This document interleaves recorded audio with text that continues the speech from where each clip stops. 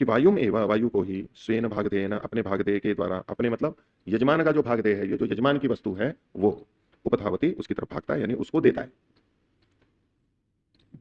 आहुति जो यज्ञ क्या होता है, देवता के लिए स्वस्वत्व का त्याग करना होता है। दान यही तो होता है ना, दान क्या होता है, स्वस्वत्व का त्याग करना। और आदान क्या होता है, परस्वत्व का आदान कर लेना, उसमें अपना स्वत्व आ जाना।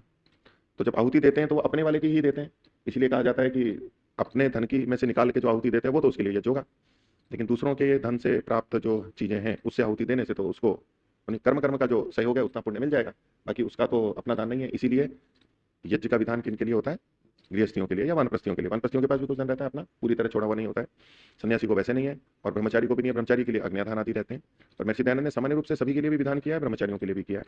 तो ऐसे में यज्ञ यहाँ जो होता है जैसे कि बाहर अन्यों के धन से होता है, हम उस क्रिया को कर रहे हैं, तो हम वैसा पूरा लाभ नहीं हो सकता जैसा हम गृहस्थी होकर के दान कर रहे हों, लगा रहे हो, वो पुण्य नहीं हो सकता है हमारे को। तो यहाँ पर जो कहा स्वेन भागधेय है ना, अपने भागधेय से, जो उस देने वाले का अपना है, जो श्वेत पशु है उससे उपधावती प्राप्त होता है। वायु को कैसे प्राप्त होता है, उसके द्वारा अपने भागधेय को दे करके उपधावती उस तरफ जाता है, उसको प्राप्त करता है। स एव एनम भूतिम गमयति, और फिर वह वायु देवता एनम इसको यजमान को भूतिम गमयति, भूति को प्राप्त करा देता है, ऐश्वर्य को प्राप्त करा देता है। ठीक है।